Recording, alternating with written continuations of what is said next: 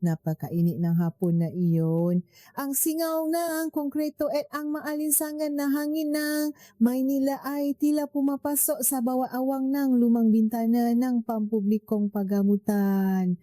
Amoy matapang na gamot, pinagalong pawis, at kalawang ang unang sumalubong kay Clara nang dahan-dahan niyang imulat ang kanyang nga mata. Masakit pa ang buong katawan niya. Parang pinupunit ang kanyang ibabang bahagi.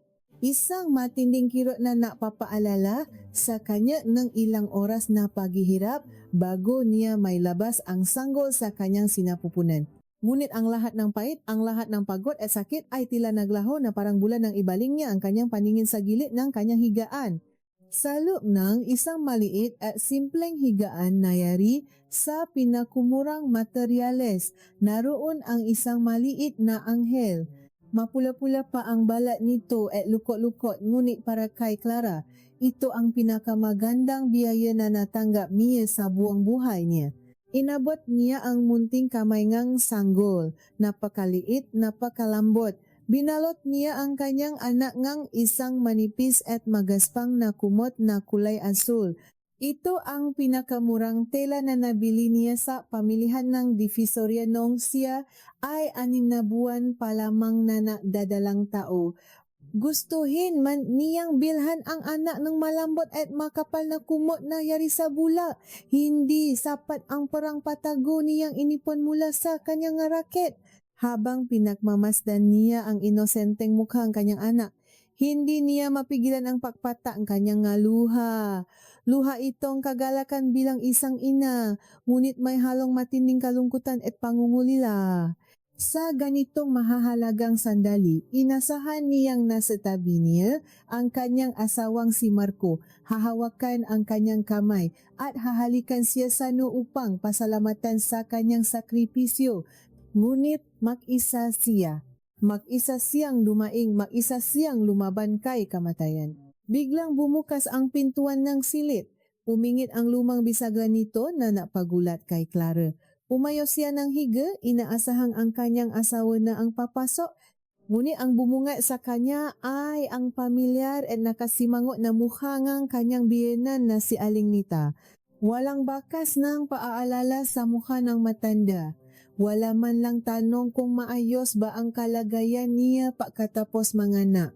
Ang unang ginawa ni Aling Nita ay lumapit sa higaan ng sanggol. Tiningnan ito mula ulo hanggang paa at pagkatapos ay umismit. Ano ba naman iyan, Clara? Ang unang bungat ng kanyang biyenan? Bakit ganyan ang ibinalot mo sa apo ko? Ang gaspang. Parang sako ngang bigas. Makakapantal ang balat ng bata diyan. Masyado kang kuripot. Paano mo natitiis na ganyan ang ibigay sa sarili mong anak? Nakakahiya ko may bibisita sa atin at makikita ang ganyang basahan. Hinagat ni Clara ang kanyang labi hanggang sa maramdaman niya ang lasa ng dugo, kuripot, barat. Iyan ang laging isinisigaw sa kanya sa tuwing susubukan niyang matipid. Hindi alam ngang matanda na nagtitiis lang siya dahil ang kakarampot na sweldo ni Marco ay laging ibinibigay ng boss sa kanyang biyenan upang ito ang mamahala sa panggastos sa bahay. Si Clara ay binibigyan lamang ng barya, sapat lamang pamasahe at pambili ng kaunting ulam. Para makabili ng gamit ng sanggol at pambaya sa pagamutan, kinailangan ni Clara na matrabaho ng palihim tuwing gabi. Gumuguhi siya ng mga disenyo at tumatanggap ng mga gawain mula sa mga kilala niya. Nagtatrabaho siya hanggang madaling araw kahit na naninigas na ang kanyang laikat at lumalabo ang paningin, mapunan lamang ang pagkukulangang kanyang asawa. Sina Marco at Aling Nita ay tila bulag at bingi sa kanyang paghihirap.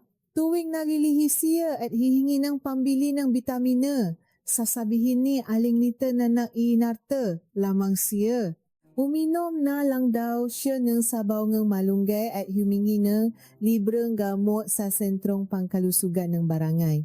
Habang siya ay nagtitiis sa sardinas at tuyo upang makaipon para sa panganganak, ang kanyang biyenan ay palaging may bagong damit, bagong alahas at laging nasa labas kasama ang mga kaibigang mahilig maglaro ng baraha at majabang.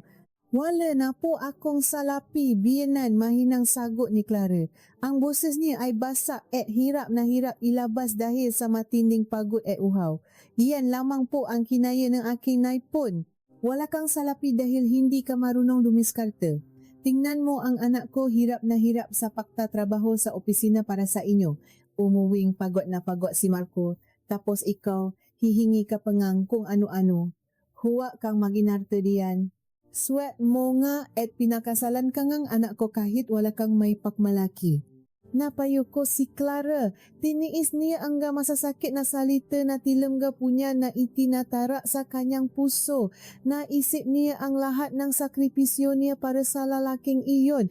Iniwan niya ang karangyaan, tinalikuran niya ang kanyang mayamang ama na mariing tumutol sa kanilang pag-isang dibdib para lang sumama kay Marco. Akala niya kapag pinili niya ang paibig kaysa sa yaman, bubuo sila ng isang masaya at simpleng pamilya. Ngunit 3 taon ng pagdurusa at pangmamaliit ang ibinaya sa kanya. Patuloy sa pagbubunganga si Aling Nita. Inilalabas ang lahat ng reklamo tungkol sa amoy ng pagamutan at sa init ng silit nang biglang nakarinig sila ng mabibigat at sunod-sunod na yaba mula sa pasilyo. Ang mga hagbang ay tila may autoridad. Tumahimik ang buong silid. Kahit ang ingay nga umiko na bentilado sa kisama ay tila natabunan ng kakaibang kabo na biglang bumalo sa paligid, bumukas muli ang pintuan. Ngunit sa pagkakataong ito, hindi ito ang Nas at lalong hindi si Marco. Isang matangkad at matipunong lalaki, nakasuot ng makinis at mamahaling barong Tagalog na yari sa Pinong Pinya ang tumambat sa kanila. May mga kasama siyang 2 lalaki nakasuot ng itim sa kanyang likuran, mga bantay na walang kakibo-kibo at matatalim ang tingin. Ang lalaki sa gitna ay may seryosong mukha, may mga matang tila nag-apoy sa galit habang inililibot ang kanyang paningin sa masikip, mainit at maruming 4 na sulok ng silid. Ang kanyang presensya ay tila sumipsik sa lahat ng hangin sa loob ng kwarto. Itay, bulong ni Clara. Nangingini ang kanyang buong kalamnan, halos hindi niya marinig ang sariling boses, hindi siya makapaniwala sa kanyang nakikita. Si Ginoong Pilar, ang isa sa pinakamayamang negosyante sa buong bansa, ang nagmamay-ari ng malalaking kumpanya at lupain. Ang kanyang ama na 3 taon na niyang hindi nakikita ni nakakausa mula na maglaya siya para mapakasal kay Marco. Hindi pinansin ni Ginong Villa si Aling Nita na ngayon ay nakanganga at tila nejingtu sa kinatatayuan. Dumiretso ang matanda sa higaan ng sanggol. Ang kanyang matigas at malupit na mukha ay unti-unting lumambot nang makita ang sanggol, ngunit mabilis din itong nawala. Tiningnan niya ang manipis na kumot. Hinawakan niya ang gilid ng tela at mabilis na binawi ang kanyang kamay dahil sa labis na gaspang nito. Ganito ba ang buhay mo ngayon, Clara? Ang boses ng kanyang ama ay malalim at malamig, tila kulok na nagbabadya ng isang napakalakas na bagyo na wawasak sa lahat. Ganitong klaseng silit, ganitong klaseng kumot para sa una kong apo? Opo, Itay, sagot ni Clara, pilit pinipigilan ang pag-ibi at ang namumuong luha sa kanyang nga mata. Wala po kaming sapat na salapi, pinakasya ko lamang po kung ano ang mayroon ako. Napakunot ang noo ni Ginong Villa, dumilim ang kanyang paningin. Humarap siya kay Clara at sa unang pagkakataon matapos ang maraming taon, nakita ni Clara ang labis na kalungkutan, pakabigla at matinding galit sa mga mata ng kanyang ama. Walang salapi, wala. Tanong kanyang ama, pilit inuunawa ang naririnig. Tumaas ang boses nito na papayani sa tahimik na silit.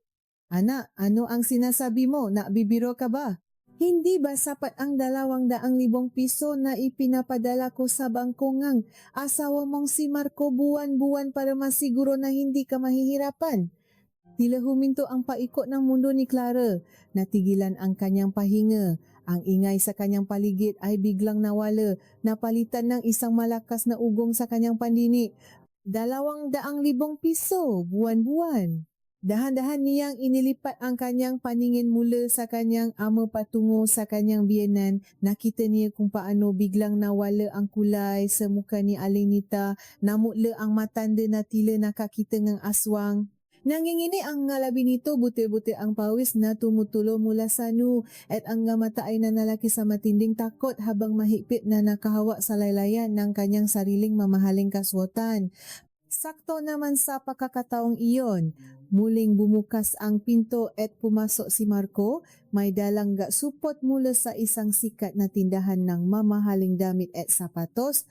Nakangiti pa itong lumapit nang hindi napapansin ang mabigat na presensya ng kanyang biyenan na si Ginong Pilar. Nang makita ni Macho ang ama ni Clara na nakatayo sa harap ng higaan, nabitawan niya ang supot na nadulot ng malakas na kalabo sa sahig. Kung totoo ang sinasabi ng aking ama, saan napunta ang lahat ng salaping iyon sa loob ng 3 taon? Ang malakas na kalabo ng supot na bumaksa sa sahig ay tila umalingaw-ngaw sa buong silit. Nawala ang masayang ngiti sa mukha ni Marco. Ang kanyang mata ay nanlaki at halos lumuha habang nakatitik sa matipunong bulto ng kanyang biyenan. Namutla siya, mas maputla pa sanga pada ng pampublikong pagamutan.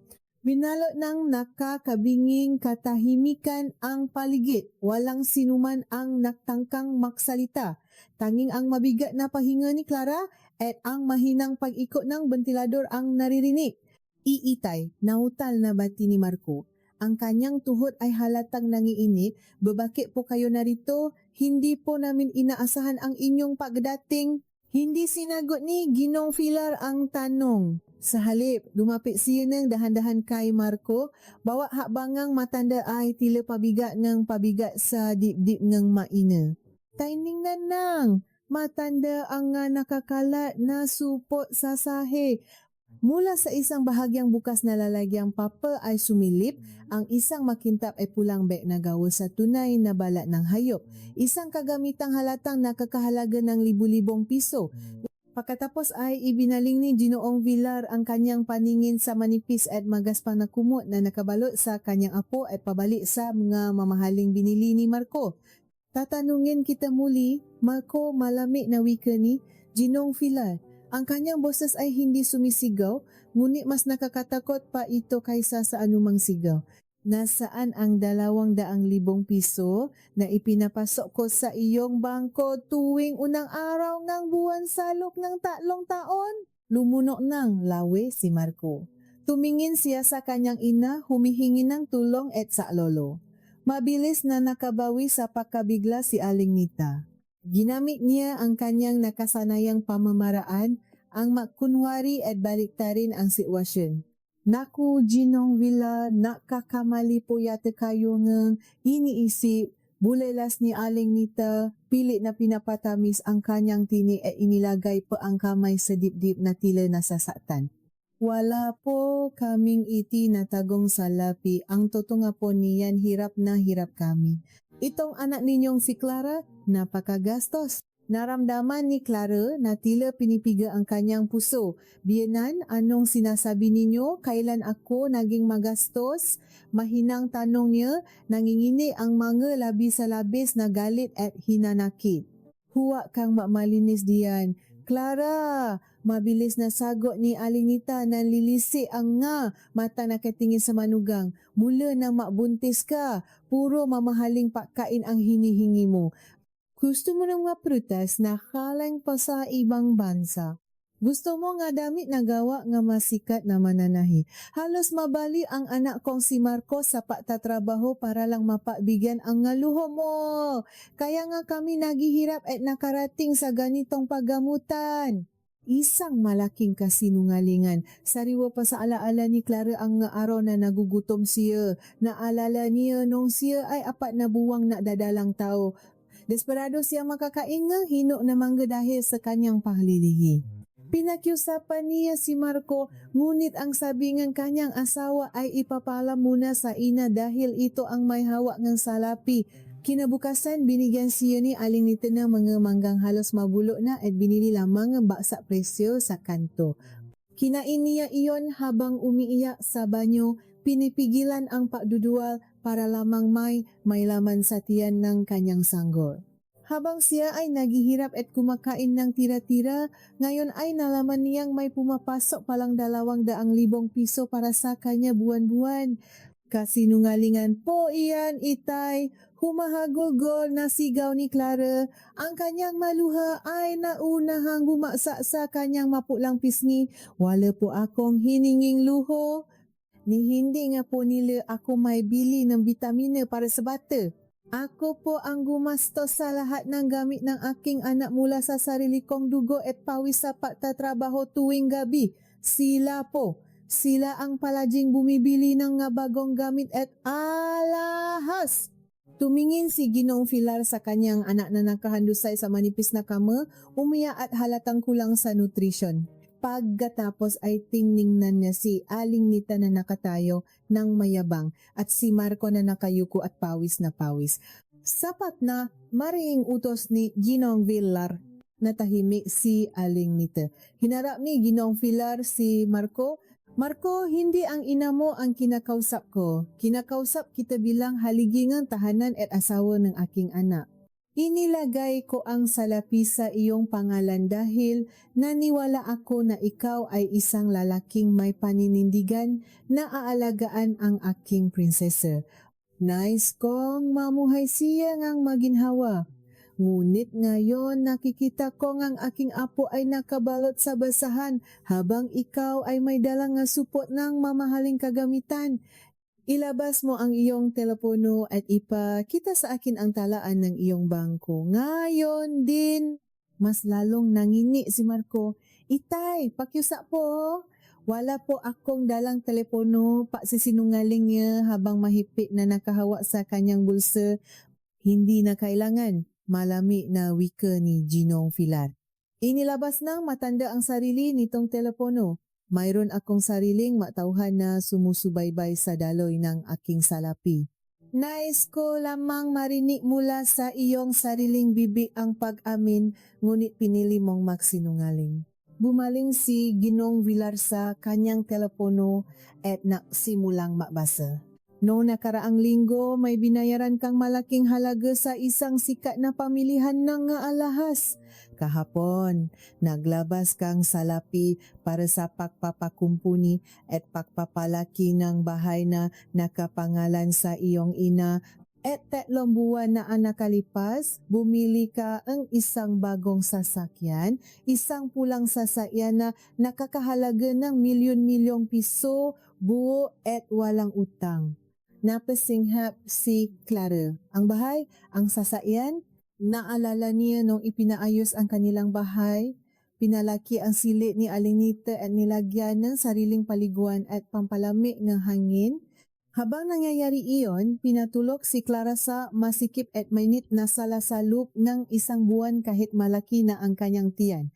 Ang sabi sa kanya na nanalo raw sa sugal si Aling Nita. Ang pulang sasakyan naman, ang sabi ni Marco, ay ibinigay lamang daw kumpanya bilang gantimpala. Lahat ay kasinungalingan. Ginamit nila ang salaping para sana sa kalusugan at kaginhawaan ni Clara at ng kanyang anak. Ay, Itay, hindi po iyan totoo. Ibig ko pong sabihin, ginamit ko rin naman po para sa pamilya natin. Utal-utal na paliwanag ni Marco.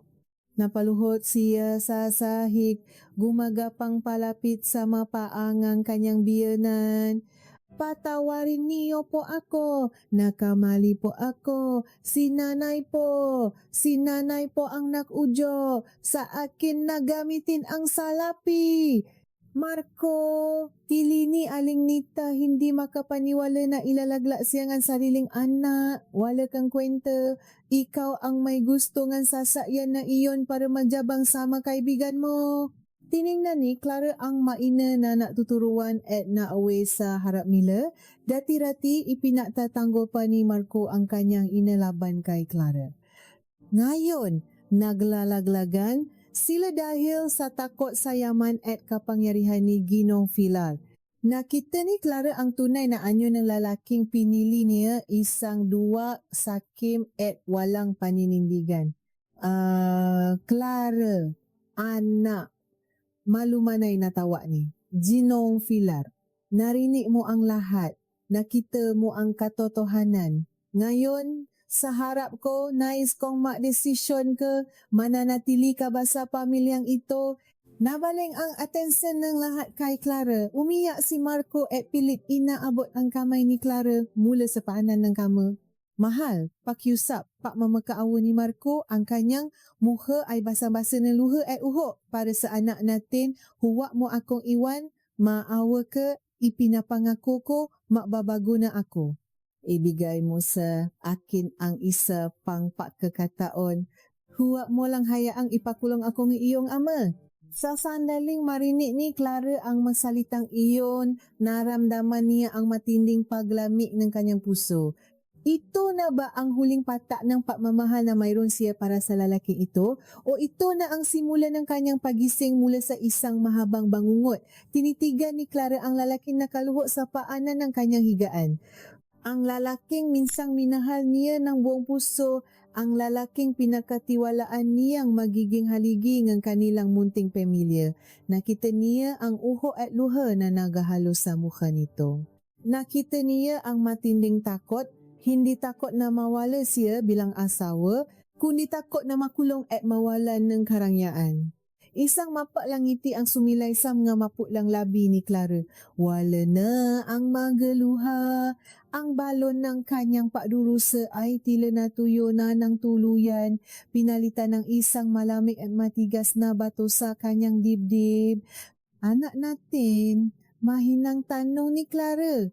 Ang kanyang boses ay tila hangin na dumadampi, ngunit may dalang talim na humihiwa sa katahimikan. Nasaan ang iyong isip nung nagmamakaawa akong pambiling gatas dahil kulang ang nutrisyon ng batang nasa sinapupunan ko? Nasaan ang iyong awon nung ibinabalot ko ang iyong anak sa pinakamurang kumot na nabili ko sa palengke dahil sinabi mong wala tayong salapi? Clara, mahal, pakiusap. Humikbi si Marco, pilit na inabot ang laylayan ng damit ni Clara ngunit mabilis itong iniwas ng dalaga. Huwag mo akong hahawakan! Biglang sigaw ni Clara, isang sigaw na napalabas ng lahat ng sakit at pagtitimpi sa loob ng 3 taon. Wala kang karapatang banggitin ang anak ko.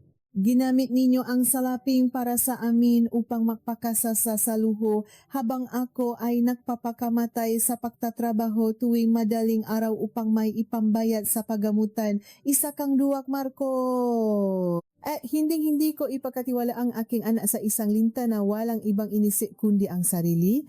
Napasinghap si Aling Nita. Hindi siya makapaniwala na ang tahimik at laging nakayukong manugang ay sumisigaw na ngayon ng ganito. Aba, ang kapal nga mukha mo maksalita nga niya sa anak ko. Matapang na sabat ni Aling Nita, pilit na ibinabalik ang kanyang nawalang kayabangan kahit na nangingini ang kanyang tuhod. May utang na loob ka pa rin sa amin. Kung hindi ka pinakasalan ni Marco, sino ang matitiyaga sa iyo? Bago pa man makasagot si Clara, isang malakas na sampal ang dumapo sa pisngi ni Aling Nita. Hindi mula kay Clara, kundi mula kay Ginong Filar. Ang matunog na sampal ay nagpatahimik sa buong silid.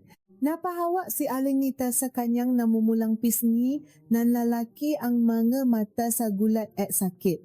Wala kang karapatang insultuhin ang aking anak sa harap ko, mabangis na babala ni Ginong Fila. Ang kanyang tini ay parang yelo salami, ang kayabangan mo ay hanggang diyan lamang dahil ginamit mo ang salapi ko. Ngayon, tingnan natin kung hanggang saan ang tapang mo. Kinuha ni Ginong Filar ang kanyang telepono at mabilis na nakpindot. Sa isang iglap may sumagot sa kabilang linya. Ihanda ang mga pinakamagagaling nating abogado, utos ni Ginong Filar. Ang mata ay nakatiti na matalim kina Marco at Aling Nita. Gumawa kayo ng kasulatan para sa paghihiwalay ng aking anak at ang kanyang asawa. Ihanda rin ang maisasampang kaso. Pagnanakaw at panloloko laban kay Marco at sa kanyang ina, ipasamsam ang bahay, ang sasakyan at ipasara ang lahat ng kanilang kwenta sa bangko. Gusto kong bukas na bukas ay nasa kalye sila gumagapang at walang ni isang kusing. Tila binuhusan ng kumukulong tubig si Aling Nita. Nawala ang kanyang tapang. Ang bahay, ang sasakyan, Lahat ng kanyang pinakmamalaki sa kanyang nga kaibigan, lahat ng kanyang pinunda mula sa ninakaw na salapi, mawawala sa isang kisap mata. Ginoong Villar, maawa po kayo. Biglang palahaw ni Alinita na paluhod din sa sahig at pilit na inaabot ang sapatos ng matandang negosyante. Huwa po, paano na kami mamumuhay? Matanda na po ako. Parang awan niyo na huwag ninyong kunin ang aming bahay. Lumayo ka sa akin, nandidiring utos ni Ginoong Villar, iniwas ang kanyang paa nung nagugutom ang anak ko, kinaawaan niyo ba siya nung nagtitiis siya sa pananakit ninyo, napakita ba kayo ng awa? Ang lahat ng inyong inaani ngayon ay bunga ng inyong sariling kasakiman. Tumingin si Ginoong Villar sa kanyang nga tauhan. Ilipat ninyo ang aking anak at apo sa pinakamahal at pinakamarangyang silit sa buwang paggamutang ito. Kumuha kayo ng mga dalubhasang manggagamot at kayong dalawa, itinuro niya sina Marco at Aling Nita. Huwag na huwag ko kayong makikitang lalapit sa aking pamilya dahil ako mismo ang magpapakulong sa inyo. Mabilis na kumilos ang tauhan ni Ginoong Villar. Pumasok ang nurse na may dalang mayos at komportableng silyang may gulong. Maingat nilang inaalalayan si Clara na makaupo doon. Isang dalubasang nurse ang maingat na bumuhat sa munting sanggol. Binabalo ito ng isang napakalambot at mamahaling talang-dala ng tauhan ni Ginoong Villar. Habang itinutulak ang silyang may gulong palabas ng silit, lumingon si Clara sa huling pagkakataon. Nakita niya si Marco na nakahandusay sa sahig, humahagulgol tulad ng isang bata, at si Aling Nita na nanlalagas ang buhok sa labis na pagkabalisa at paninisi sa sariling anak. Wala siyang naramdamang awa. Tanging kapayapaan at kalayaan ang bumalot sa kanyang pagkatao. Pagdating nila sa pinakamataas na palapa ng pagamutan, dinala sila sa isang malawa at napakalinis na silid. Mayroon na tong sarilang pampalamak na hangin, malambot na hayhan at malalakang bintana na nakapapakita na tanawan ng buong Maynila. Amoy sariwang bulaklak at hindi amoy kalawang. Inihiga siya ng mayos ng manas. Nang makalabas na ang lahat at silang maama na lamang ang naiwan, kasama ang natutulo na sanggol, hindi na napigilan ni Clara ang sarili, sumabo ang kanyang ngaluha, niyakap niya ng mahipi ang kanyang ama at umiyak siya ng umiyak sa balikat nito. Patawarin niyo po ako, itay! Humigbi si Clara. Naging matigas ang ulo ko. Binaliwala ko ang inyong mapangaral. Nagbulak-bulagan po ako sa pag-ibig. Hinahago ni Ginoong Villar ang liko ng kanyang anak. Ang kanyang sariling nga mata ay may luha rin. Tahan na anak ko, tahan na. Ang mahalaga ay ligtas ka na ngayon. Nandito na ang iyong ama. Walang sinuman ang mananakit sa iyo. Pangako ko iyan. Magsisimula tayo muli. Sa unang pagkakataon matapos ang maraming taon, nakatulo si Clara ng mahimbing at payapa. Walang iniisip na panggastos, walang iniisip na asawang walang kwenta at walang biyanang ng aabuso. Kinaumagahan ginising siya ngang sikat ng araw. Gumaan na ang kanyang pakiramdam. Nakita niya ang kanyang ama na nakaupo sa sopa, may kausap sa telepono. Na makitang gising na si Clara, ibinabanga matanda ang telepono at lumapit sa kanya. Magandang umaga, anak. Kumusta ang iyong pakiramdam? Malumanay na tanong ng kanyang ama. Mabuti na po, itay. Maraming salamat po sa lahat. Nakangiting sagot ni Clara.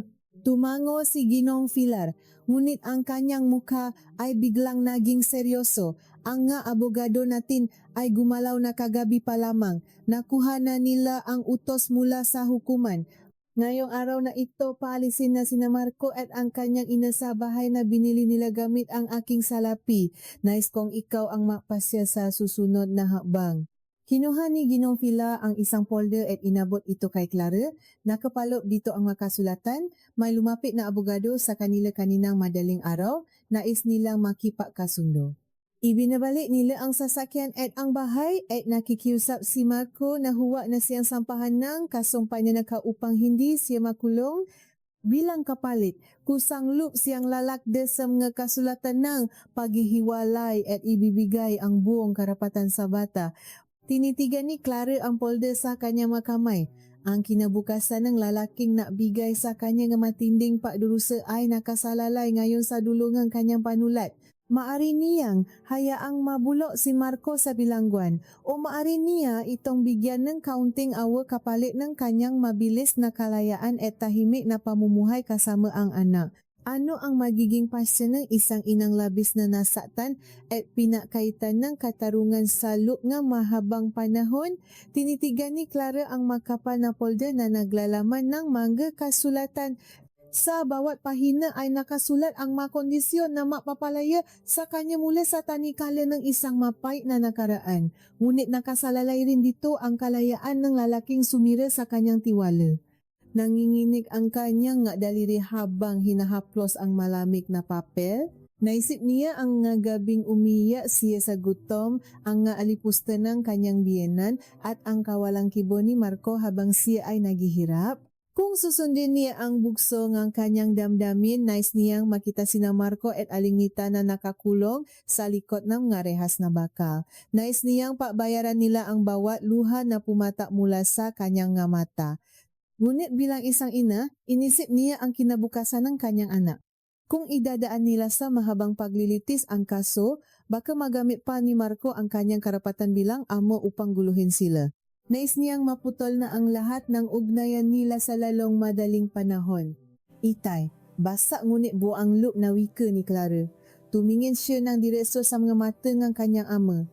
Pipirmahan ko po ito, ibibigay ko sa kanya ang kalayaan mula sa bilangguan. Tatanggapin ko ang paghihiwalay at ang buong karapatan sa aking anak. Ngunit mayroon po akong isang kahilingan. Ano iyon, anak? Seryosong tanong ni Ginong Filar. Nais ko pong bawin ninyo ang lahat ng inyong ibinigay, ang bahay, ang sasakyan, ang mga alahas, at ang bawat kusing sa kanyang bangko. Gusto kong iwan sila na walang-wala na kailangan nilang gumapang at maranasan ang matinding hirap na ipinaranas nila sa akin. Nais kong matikman nila ang tunay na kahulugan ng kawalan. Isang matipid at mapamataas na ngiti ang sumilay sa mga labi ni Ginoong Vilar. Iyan ang aking anak, huwag kang maalala, ang maabogado ko na ang bahala sa lahat. Bago sumapi ang hapon, matitikman na nila ang gantingang kanilang kasakiman.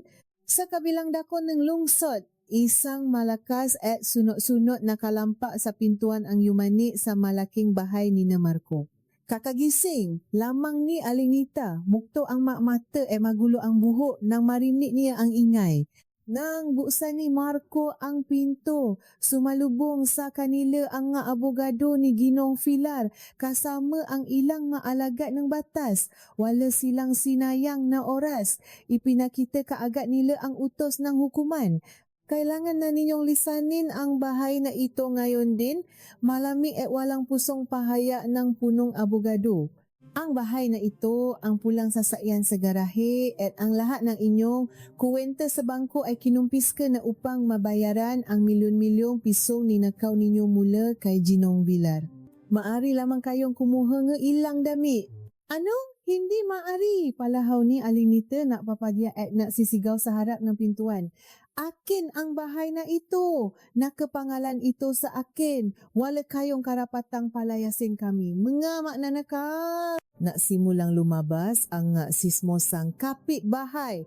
Ang taong dati ay pinagyayabangan at minamaliit ni Alinita ay ngayon nakapaligid, nanonood at nakbubulungan.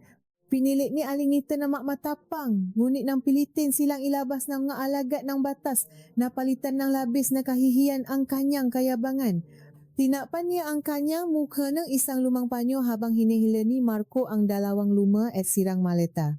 Naglakat sila palayo sa bahay na minsan naging palasyo ng kanilang kasinungalingan habang pinagtatawanan sila ng taong dati ay tinitingala sila dahil wala ni isang kusing napilitan sila mangupahan sa isang napakaliit, madilim at mabahong silit na yarisa pinaktakpi-takping kahoy at yero malapit sa riles ng tren. Ang amoy ngang kanal ang umaalingaw-ngaw na ugo nga dumadaang tren bawat oras ay napapaalala sa kanila sa impernong kanilang kinasadlakan. Wala ng mamahaling pagkain, wala ng malambot na higaan.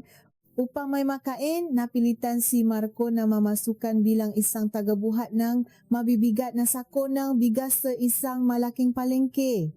Ang lalaking dati ay nakaupo sa malamig na tanggapan at nakasuot ng malinis na barong, ngayon ay babad sa araw, amoy pawis at puro kalyo at sugat ang mga kamay.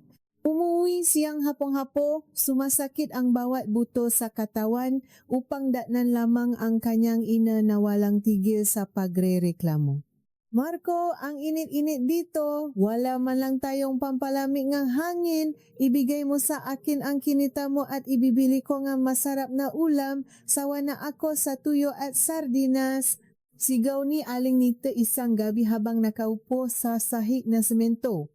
Ibinato ni Marco ang luko na salapi sa harap ng kanyang ina.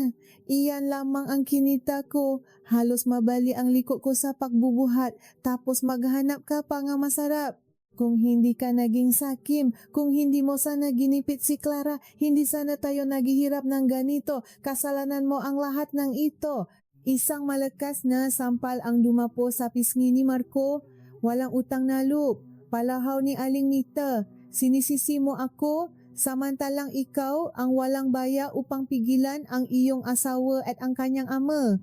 Nag-away sila, naiyakan, nagsisisihan, ngunit kahit anong gawin nila, hindi na may babalik ang panahong sinayang nila. Samantala, sa isang payapat marangyang bahagi ng lungsod, nagsimulang bumuo ang sariling landas si Clara. Hindi siya pumaya na maging palamuti lamang sa bahay ng kanyang ama. Ginamit niya ang kanyang talento sa pagguhit at pagdidisenyo. Lumapit siya kay Ginong Pilar hindi upang manghingi ng limos, kundi upang umutang ng puhunan. Nais niyang magtayo ng isang negosyong gumagawa ng nga dekalidad ngunit abot kayang kasotan para sa ina at mga sanggol. Tinawag niya itong kasotang Clara. Lumipas ang isang taon. Naging mabilis at matagumpay ang paglago ng negosyo ni Clara. Ang kanyang nga disenyo ay kinagiliwan ng marami.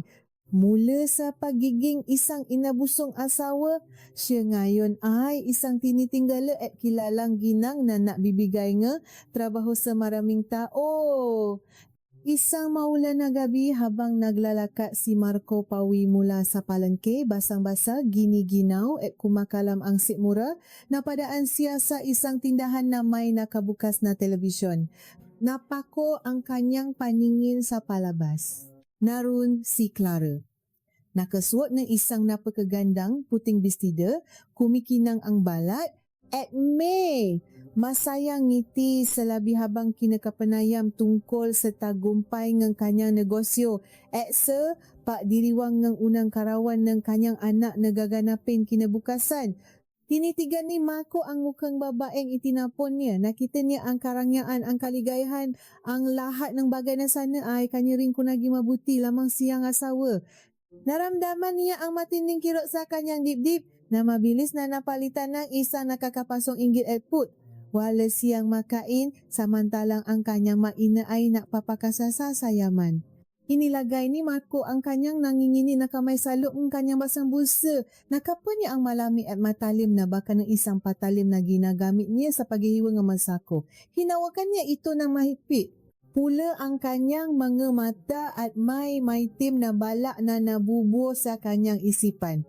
Ano ang kayang gawin ng isang lalaki na wala ng lahat, nilamon ng put at handang isugal ang natitira niyang hininga upang sirain ang kaligayahan ng babaeng nakabangon mula sa kanya nga pang-aabuso.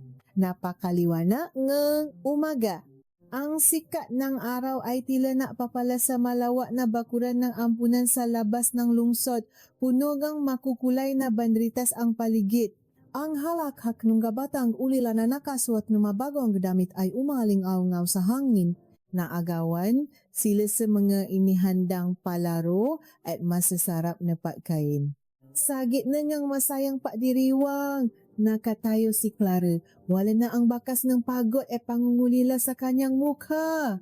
Nakasuot siya ng isang simpleng puting bestida, ang kanyang buho ay nakalugay at nililipan ng banayat na hangin. Karga niya ang munting si Mateo na ngayon ay 1 taong gulang na, malusok mataba at walang tigil sa pakbungis-ngis habang hinahawakan ang kwelyo ng barong ang kanyang lolong si Ginong Pilar. Tiningnan ni Clara ang kanyang ama. Sa kauna-unahang pagkakataon matapos ang maraming taon ng hindi pagkakaunawaan, nakita niya ang tunay na kapayapaan sa mga mata ng matanda. Hindi lamang sila nak diriwang para sa unang kaarawan ni Mateo, kundi pati na rin sa pagtatagumpay ng kanilang kalakalan na nakbigay ng bagong paasa sa maraming pamilya. Ipinangako ni Clara na ang malaking bahagi ng kanilang kinita ay mapupunta sa papabuti ng ampunan ito. Ngunit sa labas ng mataas na tarangkahan ng ampunan, may isang maitim na aninong na mamasik. Nakatayo si Marco sa gilid ng isang malaking puno. Ang kanyang nga damit ay basang-basa pa mula sa ulan kagabi, amoy putik at panis na isda. Ang kanyang nga paa ay sugatan dahil sa mahabang paglalakad. Wala siyang pamasahe. Wala siyang makain. Ang kanyang nga mata ay lubok at may nangingitim na bilog sa paligid, tanda ng nga gabing hindi siya nakakatulog sa matinding pagsisisi at pagngangalit. Pinamasdan niya ang mga sasakyang nakaparada, mga sasakyang mas mahal pa sa buhay niya. Pinamasdan niya ang masaganang pagkain sa ibabaw ng mahahabang mesa. At higit sa lahat, pinamasdan niya si Clara na masayang tumatawa habang hinahakan ang kanilang anak. Nanikip ang dibdib ni Marco. Ang inggit na naramdaman niya kagabi habang nanonood sa telebisyon ay naging isang naapoy na put na lumamon sa kanyang katinuan. Sa kanyang sirang pag-isip, si Clara ang may kasalanan ng lahat. Si Clara ang naudot sa kanyang ama na bawin ang lahat. Si Clara ang dahilan kung bakit siya nagugutom at ang kanyang ina ay nababaliw na sa isang mabahong iskinita. Hinawakan niya ng mahigpit ang malamig na patalim sa loob ng kanyang bulsa. Nangingini ang kanyang buong katawan. Kung hindi siya magiging masaya, walang sinuman ang magiging masaya. Sakto namang bumukas ang malaking tarangkahan upang mapapasok ng isang sasakyan na may dalang malaking gawang matamis para sa kaarawan. Ang gabantay ay panandalyang natuon ang pansin sa paalalay sa sasakyan. Ito na ang kanyang pagkakataon. Tumakbo si Marco papasok. Ang kanyang mabibigat na yaba sa sementadong daanan ay hindi napansin ng mabisita dahil sa lakas ng tugtugin. Nakatitik lamang siya kay Clara at sa bata. Inilabas niya ang patalim, kumikinang ang talim nito sa sikat ng araw. Clara! Isang malakas, garalgal at punong-punong ng galit na sigaw ang umaling-awngaw. Natigil ang tuktugin, natahimik ang nga bata. Lumingon si Clara at nalaki ang kanyang nga mata nang makita ang anyo ng lalaking patakbong sumusugot palapit sa kanila. Ang lalaking dati ay makisik at laging malinis, ngayon ay mukhang isang taong grasa na halang ang kaluluwa. Marco, bulong ni Clara, mahigpit na niyakap ang kanyang anak sa kanyang dibdib at humakbang patalikod. Walang hiya ka, kinuha mo ang lahat sa akin, sisirain ko rin ang buhay mo, palahaw ni Marco, itinataas ang patalim at handang isa sa ito sa sinumang humarang sa kanya. Ngunit bago pa man siya makalapit ng 5 hakbang kay Clara, taklong matipunong bantay ni Ginong Pilar ang mabilis na dumambas sa kanya. Bumaksa si Marco sa matigas na semento, ang patalim ay tumalsik palayo at ang kanyang mukha ay pumalo sa lupa. Naramdaman niya ang matinding bigat ng gatuhot na nakadiin sa kanyang likod. Pilit niyang ipinipiglas ang kanyang braso, ngunit mabilis itong tinalian sa kanyang likuran. Diyos ko! Tili nga ilang nga panawhin, na silayuan at tinapan ang nga mata nga mabata, na mula sa labis na put ang muka ni Ginong Villa, mabilis itong naglakak palapit kay Marco. Handa na sanang sipay ng matanda ang nakadapat na lalaki ng hawakan ni Clara ang kanyang braso. Huwag po, itay, mahinahong wika ni Clara. Ang kanyang boses ay hindi nangingini, walang bakas ng takot. Huwag ninyong dungisan ang inyong nga kamay sa isang basurang tulad niyan. Dahan-dahang naglakat si Clara palapit kay Marco. Tiningnan niya ang lalaki mula ulo hanggang paa. Umiiyak si Marco, humihikbi na parang isang musmos habang nakasupsop sa semento. Ang kanyang mukha ay puno ng alikabok at luha. Clara, patawarin mo ako. Nauta na pa mamakaawa ni Marco na bago ang ihip ng hangin ng maramdaman niyang wala na siyang kawala. Nabali lang ako. Nagugutom ako. Clara, maawa ka? Tinitigan siya ni Clara ng buong lami. Ang lalaking ito ay minsang naging mundo niya. Ang lalaking ito ang mga batas sa kanya nga bisik. Ngunit ngayon, wala siyang makita kundi isang anino ng kayabangan at kasakiman. Wala akong kinuha sa iyo, Marco, mariing wika ni Clara. Ang bawat salita ay tumatagos sa puso nga nakikinig. Ibinigay ng aking ama ang lahat upang mabuhay tayo ng marangal. Ngunit mas pinili mo na iyong ina na nakawin ang karapatan ko na iyong sariling anak. Mas pinili mong pakinggan ang inggit at luho kaysa sa pag-ibig at katapatan. Humikbi ng malakas si Marco, hindi makatingin ng direkso sa mga mata ni Clara. Tingnan mo ang iyong sarili ngayon, patuloy ni Clara. Hindi na ikaw ang lalaking pinakasalan ko. Wala na akong awa na ititira para sa iyo. Sa mga sandaling iyon, dumating ang alaga ng batas na tinawa ng nga bantay. Walang paatubiling binitbit nila si Marco, na pumigla siya, sumisigaw, na makaawa, ngunit huli na ang lahat. Ang patatangkang pumatay sa harap ng maraming saksi ay sapat na upang ikulong siya ng matagal na panahon malayo sa kalayaang sinayang niya. Habang isinasakay si Marco sa sasakyan nga alagad ng batas, napaisip siya sa kanyang ina na naiwan sa mabahong iskinita. Wala siyang mayuwing salapi paano na si Alinita sa isang malayong bahagi ng lungsod. Sa tapat ng isang basurahan, may isang matandang babae na nakasuot ng maduming bestida. Puno ng putik ang kanyang muha at gulo-gulo ang buhok. Hinahalungkat ni Aling Nita ang mabulok na supot, bumubulong ng maisa tungkol sa kanyang nawawalang gintong alahas at mga mamahaling beg. Pinatatawanan siya ngam nga dumadaang bata, ngunit hindi niya sila pinapansin.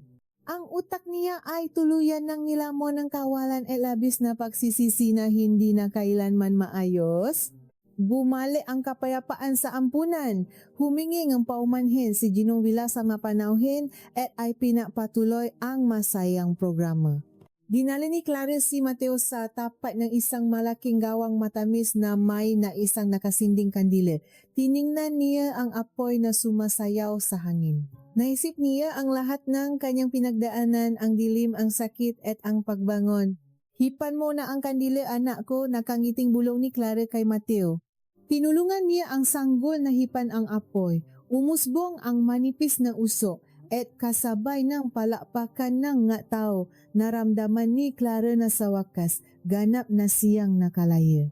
Ngunit habang lumilipas ang mga araw, isang tanong ang nanatiling nakabitin sa hangin. Anong uri ng parusa ang mas masakit para kay Marco, ang mabulok sa loob ng malamig na rehas o ang mabuhay araw-araw na alam mong ikaw mismo ang sumira sa tanging pamilyang nagmahal sa iyo ng totoo? At sa pagdating ng tamang panahon, bubuksan pa kayo ni Clara ang kanyang puso para sa panibagong paibig o mananatili itong sarado habang buhay upang protektahan ang kanyang anak?